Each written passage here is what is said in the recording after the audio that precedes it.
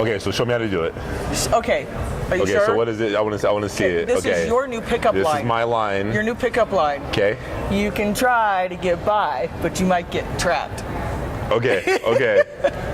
You can try to get by, but you might get trapped. So I should look at. I should look at myself. You should be looking at. Don't look at yourself. Don't look at myself. No, you got to look at who you're picking up. Try to get by, but you might get trapped. Okay. And then you're like, yeah. Try to get by, but you might get trapped. Yeah? That was a little aggressive. Is that too much? That was a little You need some LL Cool J. Some LL Cool J, okay. Try to get by, but you might get trapped. Yeah, nailed it. You crazy mother.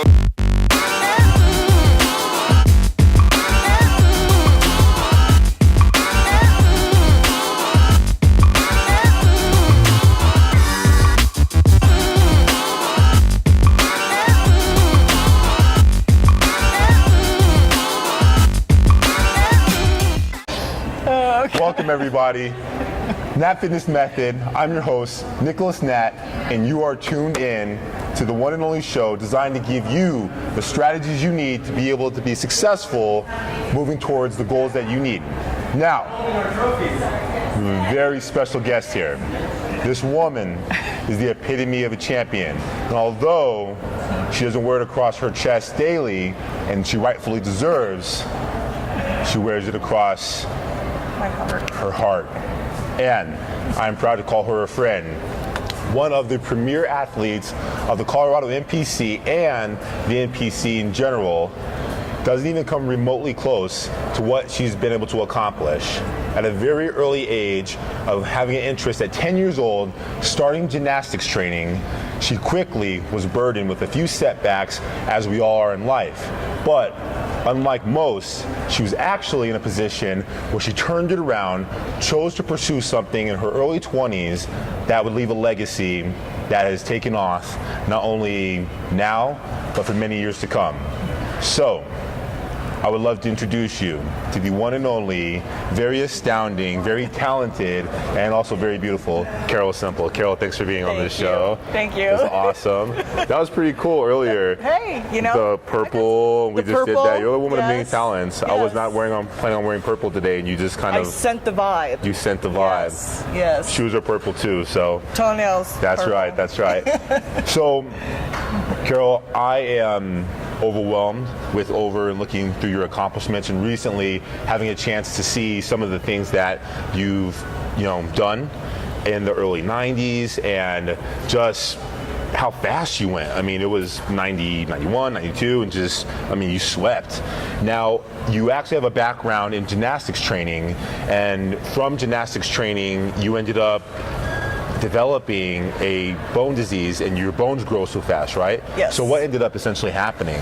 Well, part of the bone disease that I had, it's called Osgood-Schlatter's. It's very rare, but it's partly genetic, and it can happen in athletes when you're going through growth spurts. Your bones will grow faster than what your muscles and your tendons and ligaments can stay attached, and it pulls away from the bone, so you don't get blood supply.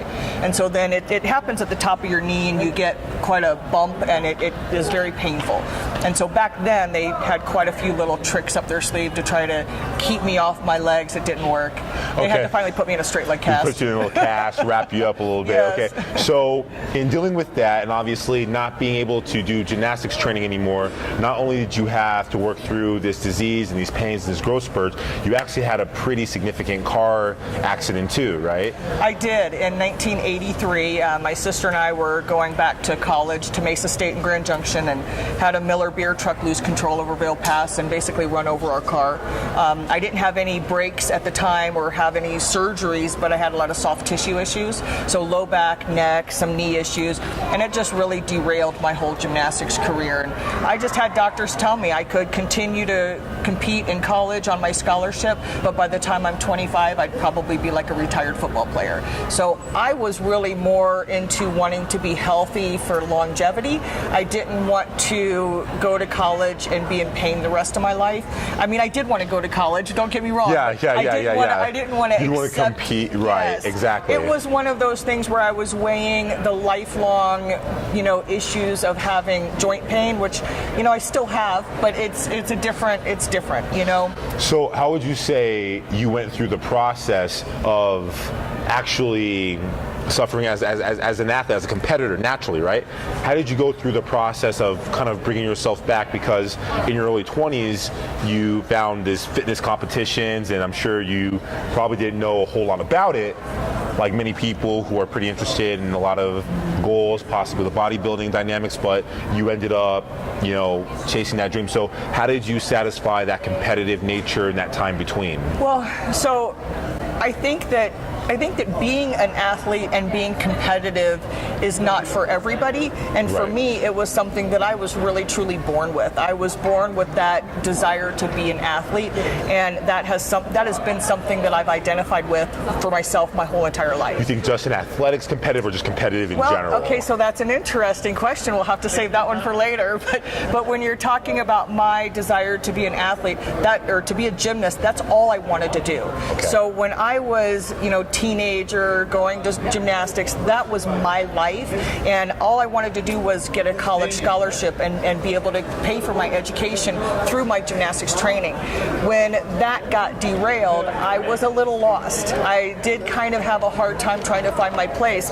Right out of high school, I did not go to college right away, but what was lucky for me, I think, was falling in love with muscles and reading the muscle magazines in the early 80s, watching late 70s Lynn Concrete, Rachel McClish on ABC Wide World of Sports. I mean, it's crazy now because we don't see it on TV. Right. But back then, in the late 70s, early 80s, ABC Wide World of Sports would show bodybuilding, and I would see the women, and I would just be in awe of their muscles. And I loved to be able to name all the muscles. It was just something that came natural to me. So right out of high school, there was a health club that was interviewing, and they were grand opening in Westminster, Colorado. And so I got hired on, and I grand opened the Holiday Health Club in Westminster. So right out of high school, I started my career in health and fitness. And it was there that I saw a girl who I was a coworker, Chris Adams at the time, Hannenberg now. I still love her to death, and she's in Castle Rock. She's my idol back then. Really looked up to her, but she was in the aerobics room posing, and her boyfriend was helping her get ready for the 1985 Northern Colorado.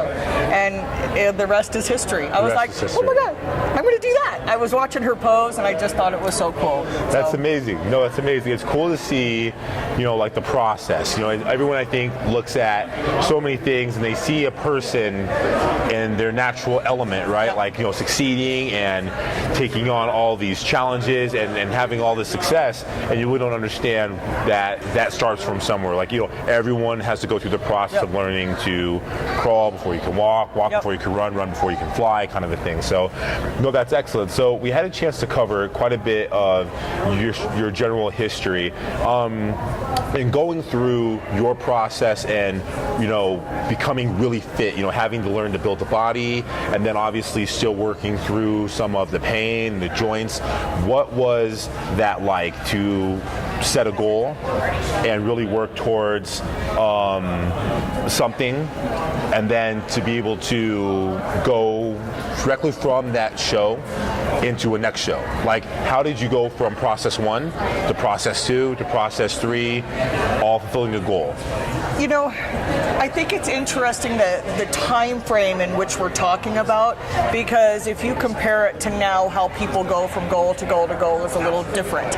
Information then wasn't so readily available, and so I think that the learning process was a little bit slower.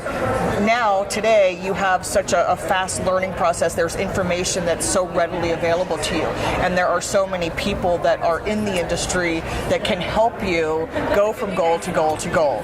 So then I think it was a slow process. It was almost a matter of the pay it forward. So it was like my girlfriend, who I saw compete in 1985, she paid it forward by helping me get ready for my show in 87. Right. And then it's like, then you turn around and I pay it forward to somebody else. So back then that wasn't really a career. So the connecting piece was kind of big. Like, you definitely relied on your relationships with other people. Yes. And like you said, paying it forward. And then I would also assume that it sounds like like you had to have this patience, right?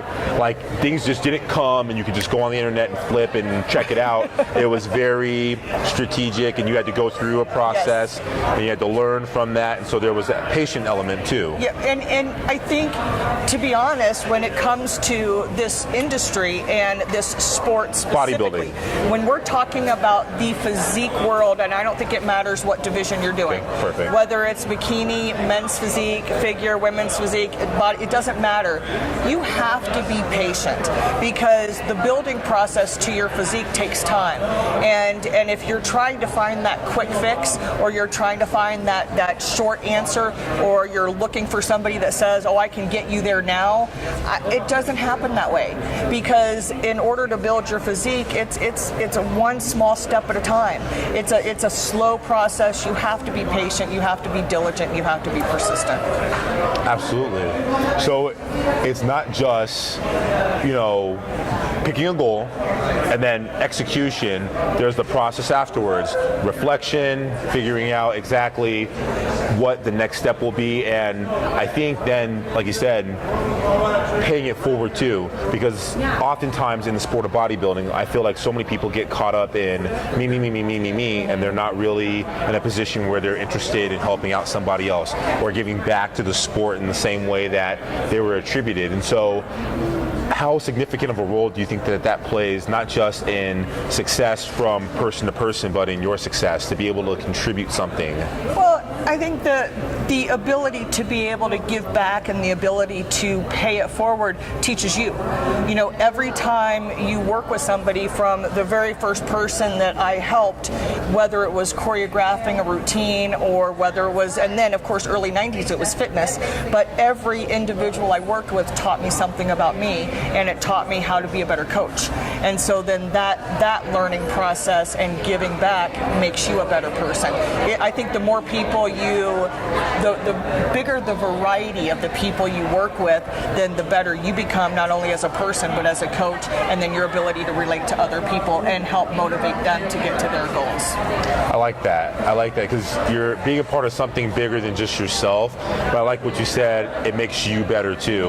And even if for some people they might not have an interest in ever coaching, right? And so if you're not in a position where you're interested in coaching, you're just maybe interested in putting on your size or working with other people, does that not just apply to the sport of bodybuilding but in other parts of life as well? Well, you can look at it with, if you're a personal trainer that works with people who are just everyday average people, that all they want to do is be healthy and fit.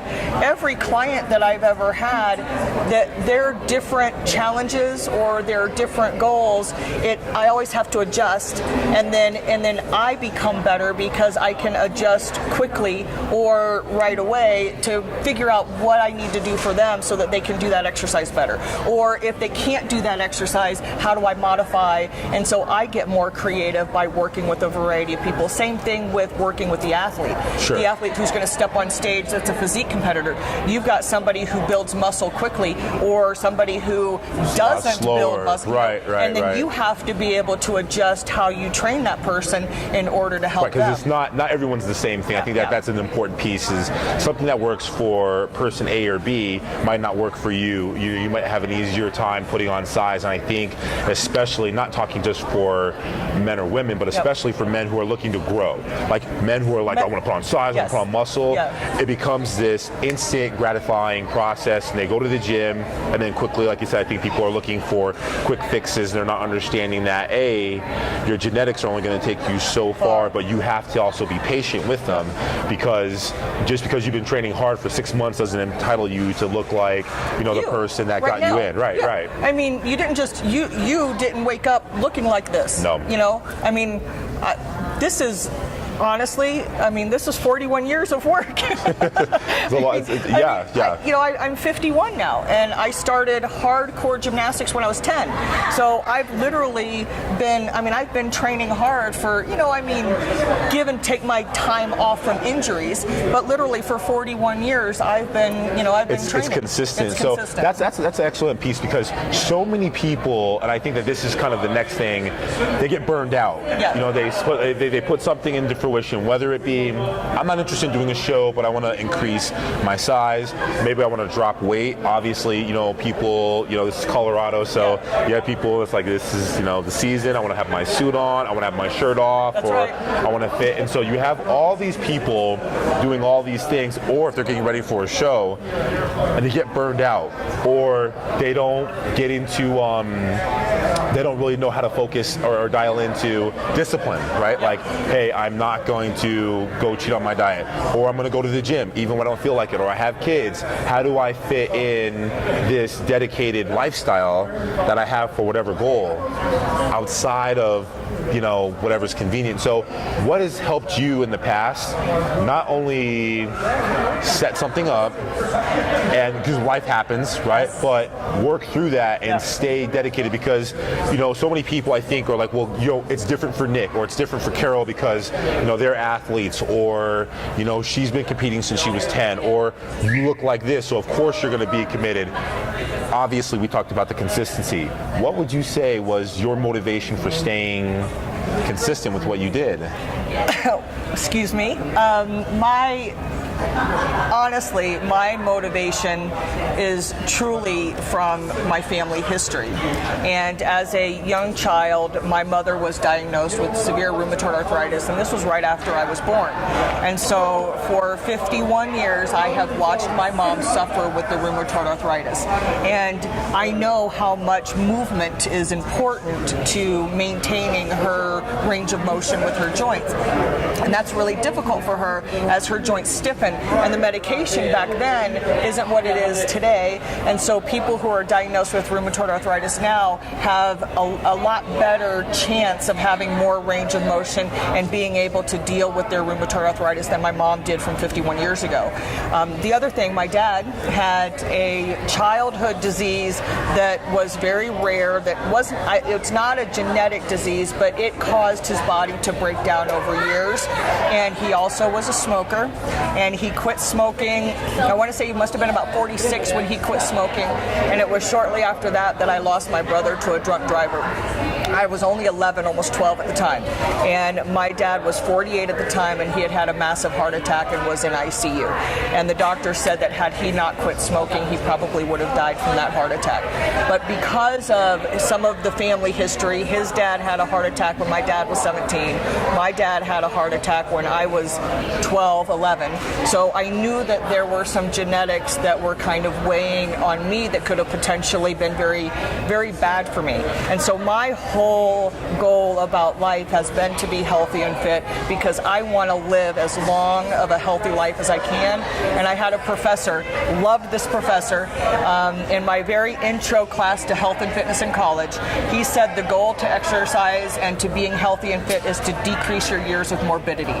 And that really struck to me, because everybody asked me, why do you want to do this? Why are you wasting your time when you can go out and drink beer and do this and do that? It's like, I don't want to be 50 years old and look like I'm 60. I don't want to be 60 years old and look like I'm 70. I don't want to spend limited range, you're stuck to a chair. I don't want to spend 10, 15, 20 years relying on someone else. State. Yeah, exactly. Absolutely. I want to be active. I want to be healthy. I want to be fit. I want to be able to go out there and do whatever I want, whenever I want, and then boom, die. So when you had that like thought that, process, and then die, and then just drop it. So what's so great about that is, you really came to that conclusion, and obviously you have such an emotional connect to that, right, with family. But what age would you say that you really zoned in on that? Were you really kind of connecting all the dots? I don't think that I really was like 6 years old and went, I didn't have a light bulb until later in life, when I was reflecting back and going, oh my gosh, my mom was doing this. That I made the connection a little bit later. Okay. But it was when I was 6, 7, 8 years old. And I remember my mother, and you're talking, this was 71, 72, 73. This is a long time ago. And I remember my mother paying attention to her nutrition what she ate was going to have an effect on her arthritis and the inflammation level. So she was not a college educated woman, but she was very smart in knowing that food was power. Traditional educated, but she took self-education. Yes, she knew what an impact that food would make on her arthritis. And then when my dad had his heart attack, she got the American Heart Association cookbook, and so she changed what she made in order to help my dad with his high blood pressure, his cholesterol, his heart, having the heart disease. So she really took the bull by the horns and made an effort to feed us what needed to be fed to give us power. And the same thing she did for my gymnastics. So on a day that I had a big gymnastics meet, the night before I would have a big plate of pasta. The morning of, I'd have a ton of pancakes. I mean, it was pancake. So loading you up with the carbs and to load you up and get you the energy. So what would you say would be your message to maybe the viewers who are in their early 20s, mid 20s, even 30s, and right now it's be about aesthetics, and there's nothing wrong with that, right? Like, we all want to be confident because there's so many things that come associated with big arms. I like them, obviously, and having the size, but there's a patience element, I think, being with your body, and there's also a take home when it comes to not just what you're putting in your body, but the awareness. So what would you say for somebody who's just kind of more into that state of mind where they're just thinking quick, like, what can you give to them after your moment of your period? Well, the best advice I can give somebody is get over the quick. Get over the I want it now, because in this world of building your physique, it's not going to happen. Right. But if you're talking about wanting something now for health, then change what you're doing, what you're putting in your mouth. Change what you're eating and move your body. That's going to immediately make changes that you're going to feel better instantly. You think a person should invest in that? Like, if they're serious about their health and they want to have that, going out and getting information, because there's so many resources available. I mean, you can get on a tablet and look at something, but would you recommend a person who might be interested in actually learning to finally drop that 15, 20 pounds, really 50 if they want to do that, right, because of life circumstances, go out and get the trainer, go out and get somebody that they trust who has reliable information? Is that worth it? Yeah, and it's not only, don't hire the first person you talk to. Right. I think that, and that's the best advice I can give a competitor. If you're looking to hire a coach for contest prep, or you're looking to hire a trainer to reduce your body fat or to get healthier, whatever your health and fitness goals, interview several people, because they're going to work for you. You're now their boss. They are working for you. I mean, that's really the bottom line there. And it's like, if you are going to have somebody who's giving you that information that's going to give you a positive or negative result to your body and your health, you need to make sure you're finding the right person for you. Not everybody meshes. There's personalities that don't work, and so if you take the time to interview some people, you're going to find that right person. I think vision too. I mean, you want to make sure that the person is knowledgeable and actually take you there, and it's not just, the form scripted and then there's the inconsistency. I think, like you said, the personality. And so many people, thank you for bringing that up, because so many people, when it comes to trainers, just like, would you want results or not? And I'm like, if you don't have a connection to somebody, then you're gonna, this will happen, right? And if it sounds too good to be true, if you've got a coach or a trainer that's making it sound like it's too good to be true, you might want to turn around and walk away. I think the important part with that, right, with like the whole good to be true, and unfortunately, like, this is just the way it is, there's no magic pill, is the vision. If you have a vision and you don't have, or if you don't have a vision mapped out, then I think you're kind of heading in the wrong direction, you're screwed. But if you know what that vision is for yourself and you're working with a coach, make sure that vision for you is in their best interest, or that lines up with that maps Absolutely. Out. Right? Yes. Because if you personally have that vision of what you want, and it's the same thing when it comes to a health and fitness goal, or it comes to a contest goal. You can't get to point A unless you go through the steps to get to point A. Right. There's no way, and I mean, interesting correlation for me going from athlete to now contest promoter. I can't just show up the day of the show I'm promoting and expect everything to work easy peasy. It doesn't happen that way. Absolutely. It's the same thing to step on stage. You got to have steps that you have to accomplish in a timely manner in order to get to your goal. Thank you for bringing that up, because if you guys haven't had a chance to go check out some of the other episodes of the Natt Fitness Method, go back and review it, but you see that there's a process, right? There's steps when it comes to fitness, there's steps when it comes to planning your goal, and you got to have the outcome in mind that you're after, but everything has to be strategically placed, and you have to be able to take step one before you can get to step two. And I think everybody, because again of the outcome, and they see that prize, it's what I want to reach for, and it's like, no, there's process. So thank you for explaining to people about, you have to be patient, you have to get over that, and you have to find, and I think what was so great about what you said is, externally you have this competitor, like this nature, like, I want to win, and I want to be the best, and I want to compete in gymnastics, and that's carried over to you as an athlete entirely. But then you also had leverage for, outside of just wanting to win a competition, you had leverage for staying disciplined, because I think so many people, especially competitors, are like, oh, I have a show and I want to win, and they do well, and then come post-show, you have depression, you have people who go through body dysmorphia because they'll go eat, or instantly the gratification's over. And so staying disciplined in your vision, like that's huge, and especially for people who don't compete, because they don't have that goal in 6 weeks or 18 weeks that they're working for. You're in this for the long run, and so it's a marathon. So I like that. I think the one thing that really frustrates me, and this happens in life, when we talk about health and fitness and somebody wants to lose 10 pounds, they're going to lose their 10 pounds. They might gain 5 back, and then they lose 5, and then they might gain 3. I mean, nobody really stays. Teeter-totter. Yeah, and nobody ever really stays perfectly. You tell me somebody's perfect all the time with their weight, and I might have to call you a liar, but I mean, there's a small fluctuation, and that's okay. Because that's life. Normal. That's life. Normal. That's absolutely normal. But when you get the wide fluctuations, and when it comes to a competitor who wants that reverse diet, that's something that really irritates me, by the way, because I'm sorry, but in my opinion, there's no reverse dieting. There's just eating healthy. And when you get done with the show, go freaking eat healthy and don't go berserk. There's no secret pill to what you do after a show. You step on stage, you compete, then they go berserk because nobody told them that they need to get back to eating healthy.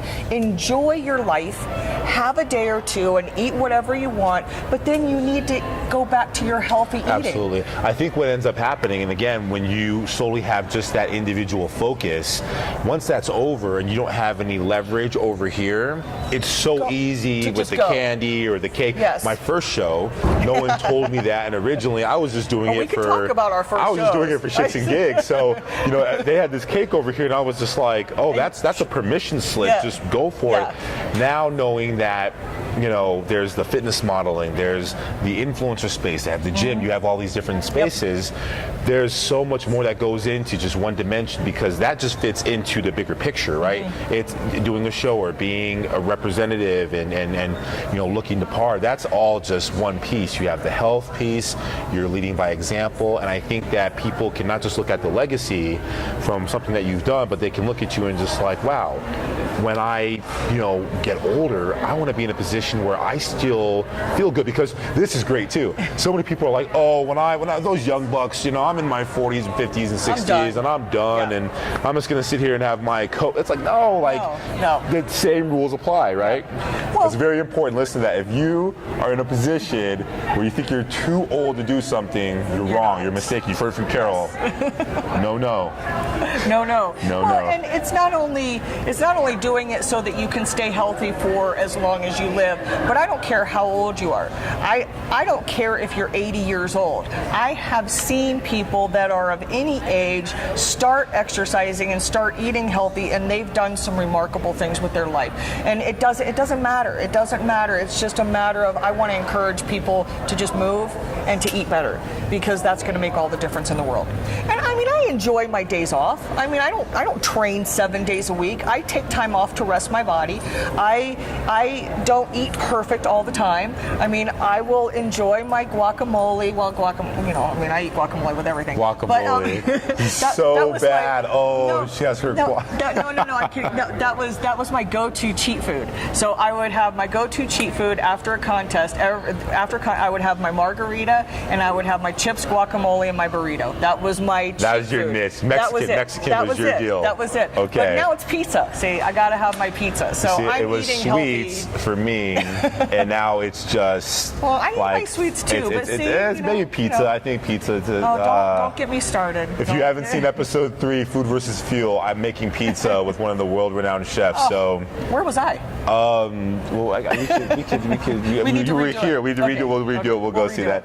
Well, I think the big take-home message here is that success is a process, right? Mm-hmm. Success not just in business, which obviously you've done very well, but success, especially when it comes to your health and when it comes to your body, your fitness, it's steps, and it happens incrementally. You need to have leverage in multiple spaces beyond just wanting to get that success, right? Because that means something, and nothing worth having comes easy. And lastly, I feel like there's a maturity that has to come with that. No one gets a hall pass. Everyone has to pay dues. It doesn't matter if you're young, old, just starting out, if you're trying to lose weight, if you're trying to build muscle. Everyone has to go through a process, right? Oh yeah, I mean, everybody goes through the ups and downs, right? And it's a matter of how you handle it. You talk about my car accident in '83, and that was a hard pill for me to swallow, because I thought I was going to go to college on a full ride scholarship, and I lost that. And then I got reborn, if you will, by my love for competing in physique. I kind of got discouraged with bodybuilding because it wasn't quite for my physique, but then I found fitness, and I found my passion, I found my love. I was so grateful to have that opportunity to live my passion as an athlete and to have the success I had. When I ended up retiring, well, I never officially retired, so I'm still there's still no official retirement. You never know. You never know. No, I'm not coming back. But you never know. But when I won the Olympia in '97, I had a herniated disc in my low back, and I did not know it was herniated when I was training for the Olympia, because as an athlete I could block out what I didn't know. I just knew I had pain, and so I could deal with that pain and I could persevere. And so after I won the Olympia, I was actually negotiating directly with Joe Weider. I would have been the first fitness competitor under contract with Joe Weider. I was pinned up against the wall, if you will. We need you to guarantee that you can do your Olympia fitness. This was 3 months later in FIBO in Germany, and I could not make that guarantee because that's not who I am.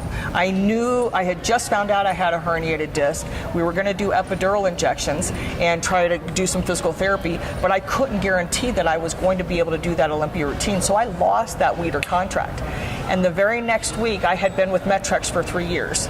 And the very next week, Metrex called and said, we're not going to re-sign you. So here I see my life come full circle. I lost my college scholarship because of my car accident.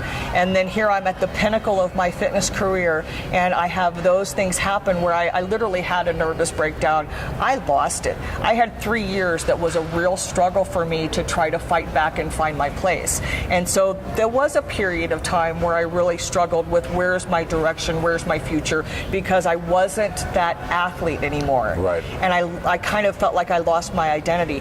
Carol Semple, the athlete, was what I lived by my whole entire life. And here I was not an athlete anymore. And so I really struggled to try to find my place and to work my way back. So it was a process. That was a process. Yes. Full circle, it comes back. Carol, thank you so much for being on. Now, really quick, before we conclude, you obviously do so much, and I think you've really talked about the transition right from competitor into contest promoter. So there's a lot of great things going on. Yes. How can people first connect with you, and what are some of those things that people can look forward to? Well, right now I started Carol Semple Productions, and you can go to carolsempleproductions.com, and that's S-E-M-P-L-E, so we got to remember that. So carolsempleproductions.com. You can find out information about my new shows, the NPC Braveheart Classic August 19th this year, and then the Ironheart Classic December 10th of this year. Awesome. Yep. Awesome. And then obviously you're on Facebook under Carol Semple. I am People on can connect. Facebook under Carol Semple. I'm on Instagram under Carol Semple, Miss Fitness O. I do have a Twitter. One of the things I'm not good at that I'm challenging Everyone myself. has their vice. For me, it's Snapchat. Sorry, guys, working on the Snapchat thing. Yeah, I got to get That's better. right. So my goal is to be better at the social media, and that's what I'm working on. So Awesome. I will Awesome. get better at that. Thank you so much Thank for coming you. on, Carol. Thank you. Guys, this has been Nicholas Natt with Natt Fitness, bringing to you the topic. And remember the information that we presented with you today. If you're in a position where you're trying to connect the dots and move forward into something you really want, take the words that have been presented to you today, apply them, and find out these excellent strategies. Be sure to go connect with me on my newsletter under www.natt2tsfitness.com, and then also be sure to connect with me through the newsletter and check out all the new things coming with the membership platform, which will be available to you guys. Till then, Nicholas Natt with Natt Fitness, signing off. You crazy mother.